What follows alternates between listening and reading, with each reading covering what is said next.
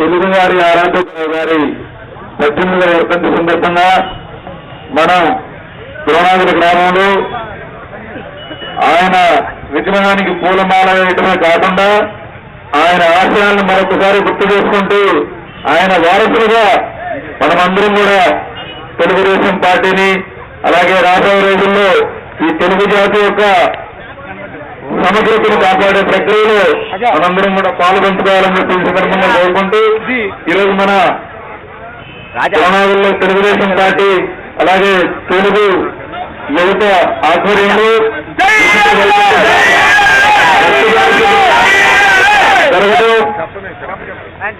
సమాజమే దేవాలయం పేద ప్రజలే దేవుళ్ళనే ఏకైక సిద్ధాంతంతో మన తెలుగుదేశం పార్టీని 32 సంవత్సరాల క్రితం అన్న స్వర్గీయ నందమూరి తారక రామారావు గారు స్థాపించారు.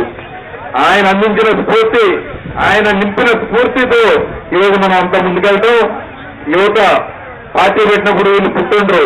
అయినా సరే ఈరోజు నేను కూడా తెలుగుదేశం పార్టీ పెట్టినప్పుడు 4-5 సంవత్సరాల పిల్లాడిని.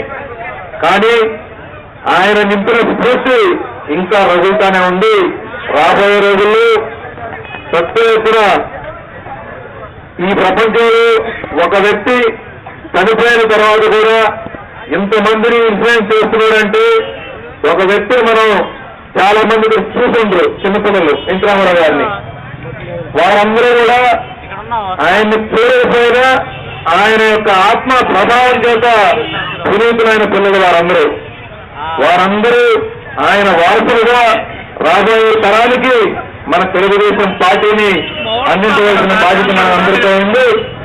తెలుగు వారి కోసం, తెలుగు వారి సమగ్ర అభివృద్ధి కోసం, తెలుగు జాతి అత్యున్నతి కోసం పెట్టిన తెలుగుదేశం పార్టీని రాబోయే రోజుల్లో మనం అధికారంలోకి తెచ్చుకొని మన జాతి అభివృద్ధిని మనం అందరం కూడా చూసుకోవాలని తెలియజేసుకుంటూ ఈ ప్రణాళిక గ్రామంలోని తెలుగు యువత సభ్యులందరికీ మనస్ఫూర్తిగా నా శుభాభినందనలు, శుభాకాంక్షలు.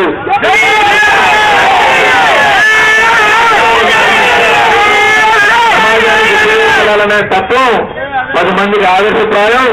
వారిని చూసి మిగతా గ్రామాలు, ఇక్కడ మిగతా యువకులు కూడా రాబోయే రోజులు ఇలాంటి సేవా కార్యక్రమాలు మరిన్ని చేసి తెలుగుదేశం పార్టీ వైపు సామాన్య ప్రజానికాన్ని, సామాన్య జనులను మనం అందరినీ కలుపుకొని వారి అందరి ఆదరాభిమానాలతో 2014లో జరగబోయే పచ్చూరులో కూడా తెలుగుదేశం పార్టీ మనం గెలిపించుకొని ఈ రాష్ట్రంలో చంద్రబాబు నాయుడు గారిని మరలా ముఖ్యమంత్రి చేసుకునే వరకు మనందరం